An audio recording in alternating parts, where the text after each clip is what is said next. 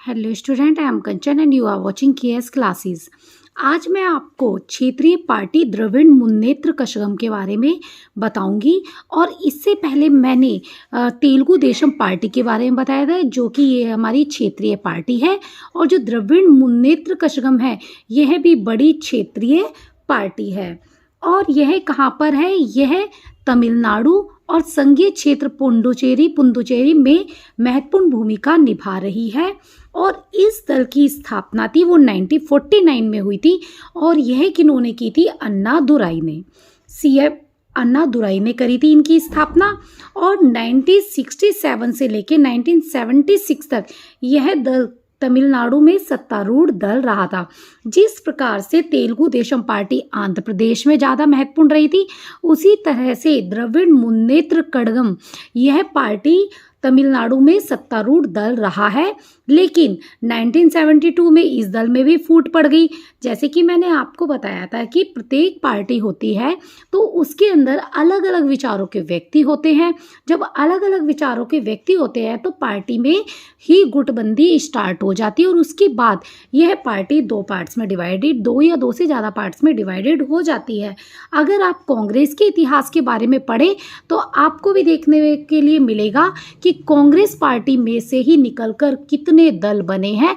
और लास्ट में जब जवाहरलाल नेहरू की मृत्यु हो गई थी तो कांग्रेस पार्टी को भी टूट का सामना करना पड़ा था। तो 1971 में जब इसमें दल में फूट पड़ गई तो एम.जी. रामचंद्रन के नेतृत्व में एक गुट ने दल से अलग होकर एक अन्य दल अन्ना द्रविड़ मुन्नेत्र कषगम की स्थापना की। अब आप देखोगे कि एक और दल बना जिसका नाम था अन्ना द्रविड़। और 1991 में तमिलनाडु में डीएमके की सरकार को तमिल उग्रवादियों को समर्थन देने के आरोप में इस सरकार को पूर्व प्रधानमंत्री चंद्रशेखर की सरकार द्वारा बर्खास्त कर दिया गया।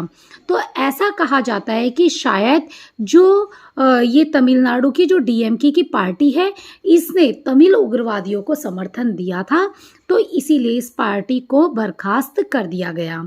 तो लोकसभा के साथ ही सन 1991 में तमिलनाडु विधानसभा के चुनाव हुए, जिसमें अन्ना डीएमके दल को बहुमत मिला। और सन 1996 में हुए चुनावों में इसे विधानसभा में बहुमत मिला।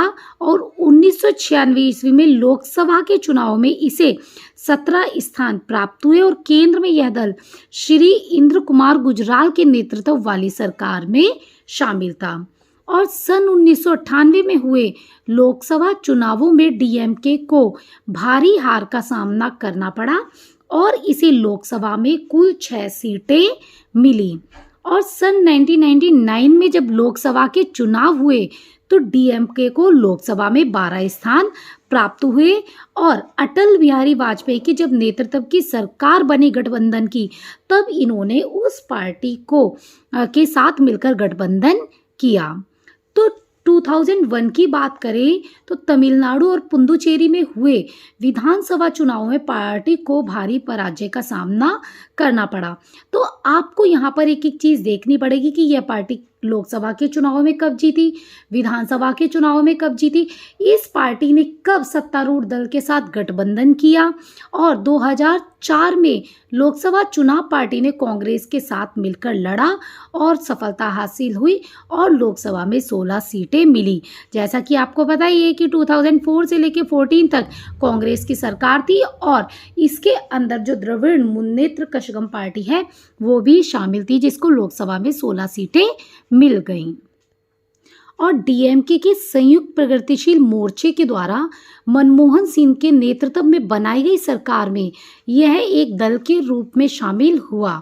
और 2009 में जब लोकसभा के चुनाव हुए तो इसे 18 स्थानों पर विजय प्राप्त हुई। और जब मनमोहन सिंह की सरकार बनी थी तो यूपीए सरकार में एक गठन के रूप में ये शामिल हो गई। तो पार्टी के 7 नेता सरकार में मंत्री पद ग्रहण किए हुए थे। तो हम ये किस टाइम की बात कर रहे हैं? 2009 की। तो आप सभी को पता है कि यह एक गवर्नमेंट बनी थी। तो इनकी कुछ कार्यक्रम और नीतियां हैं। तो इनके कुछ कार्यक्रम थे कि राज्यों को ज़्यादा स्वायत्तता देनी चाहिए, जबकि जो केंद्र सरकार है उसकी स्वायत्तता कम होनी चाहिए। केंद्र सरकार का दबदबा होने से राज्य सरकार की स्वायत्तता खत्म हो जाती है। तो यहाँ पर उनका यही मानना था कि किसी भी तरह से राज्य को ज़्यादा छूट मिलेगी तभी राज्य अपना विकास कर पाएंगे और वो केंद्र सरकार पर डिपेंड नहीं रहेंगे। और यहाँ पर औद्योगिक लाइसेंस देने के अधिकार राज्य सरकारों के पास होने चाहिए। तो इन्होंने यह बात करी थी कि जो उद्योग धंधे के लाइसेंस होते हैं वो राज्य सरकारों के पास ज़्यादा होंगे, तो राज्य सरकार अपने अकॉर्डिंग अपने राज्य का विकास कर सकती है। जबकि जीएसटी से अब सारे जो भी टैक्स लगेंगे वो सारे अब गवर्नमेंट के अंडर में चले गए हैं। और इनका मेन मोटिव यह भी था कि किसी भी तरह से बेरोजगारी और आर्थिक असमानता को दूर किया जाए, निरक्षरता को दूर करके लोगों को शिक्षित करा जाए और जो सामाजिक भेदभाव हो रहा है उसको दूर किया जाए। तो दल धर्म निरपेक्षता में इनका दृढ़ विश्वास था और तमिल भाषा एवं संस्कृति के विकास के ये पक्ष में है। तो इस तरह से हम यह कह सकते हैं कि जो इनके कार्यक्रम और नीतियां हैं उसके अंदर इनका जो मेन मोटिव चल रहा है वह है इनके राज्य का विकास करना। साथ ही साथ जो आजकल सामाजिक समानता है, असमानता है और दल धर्म निरपेक्षता है, तो ये धर्म सापेक्षता जो चल रही है, तो उन सबको खत्म करके एक बिना भेदभाव वाला एक राज्य स्थापित करना। तो जब भी कोई दल बनता है तो वो अपने कार्यक्रम और नीतियों को जनता के समक्ष रखता है और जनता डिसाइड करती है कि मुझे किस दल को चुनना है और किसे नहीं। तो यह तो था हमारा द्रविड़ मुन्नेत्र कशगम के बारे में कि ये पार्टी कब बनी, ये पार्टी किसने बनाई और इस पार्टी ने कब कब कितनी सीटें लोकसभा में प्राप्त की। अब हम नेक्स्ट पार्टी को नेशनल कॉन्फ्रेंस और श्रोमणी अकाली दल को नेक्स्ट वीडियो में करेंगे। आई होप आपको मेरी ये वीडियो पसंद आई होगी। अगर पसंद आए तो लाइक, शेयर एंड सब्सक्राइब करना ना भूलें। Thanks for watching KS classes.